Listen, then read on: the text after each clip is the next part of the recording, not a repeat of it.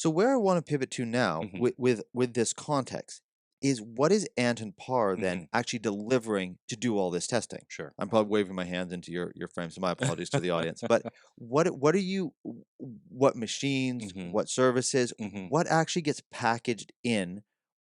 Let's go day one. It's a battery manufacturer. They're Hmm. making batteries. We'll Hmm. keep on the car Hmm. example.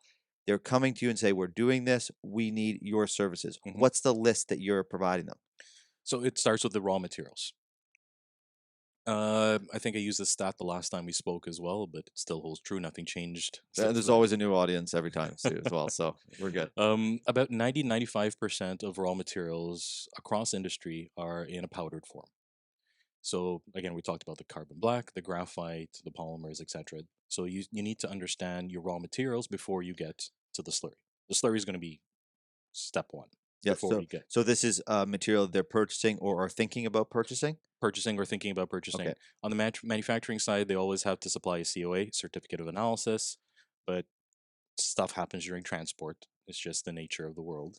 You want to make sure that you qualify your incoming materials. So now you have a Right. baseline, you know where you're starting. That's where quality and consistency starts, is incoming qualifying your incoming materials. So they're getting sold a bill of goods. They're wanting you to verify sometimes secondary verification, saying, "Did we actually get what we paid for here?" And that's what our instruments provide to Mm. them. So um, one of those instruments is something called the Nova BET.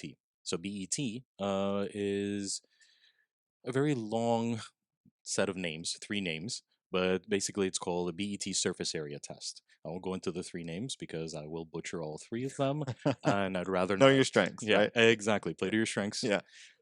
So most people call it BET or BET analysis. I'm just so used to calling it BET. So you do a surface area analysis, you do a particle size analysis with one of our particle size analyzers. It's actually called the PSA, very cleverly named.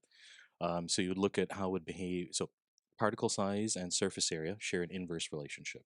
So the smaller your particle size, the larger your surface area. And when we're working with something like a battery material, we want that large surface area so we can deliver more energy. We can have more reactivity and deliver more energy in our battery. So we understand the surface area, we understand the particle size. Does it meet our parameters before we introduce it into the slurry? Then when you get to the slurry, we talked a lot about rheology the last time. Uh, the slurry, when we were talking about the thickeners in the mining industry, we talked about that constant shear rate where we have another slurry, oddly Hmm. enough, coming in. We wanted to maximize the flotation, etc., so that the water could be reused. Now with the slurry, it's because of its constituents, you get to a point where if you shear it too much, if you think about introducing it into the slot die, etc., it reaches a point where it doesn't flow. And this is where we have the poor recovery process. So the rheological, Like doesn't flow as in like starts to thicken. yeah, it gets into like a sludge, and then Uh, you just can't move it anymore.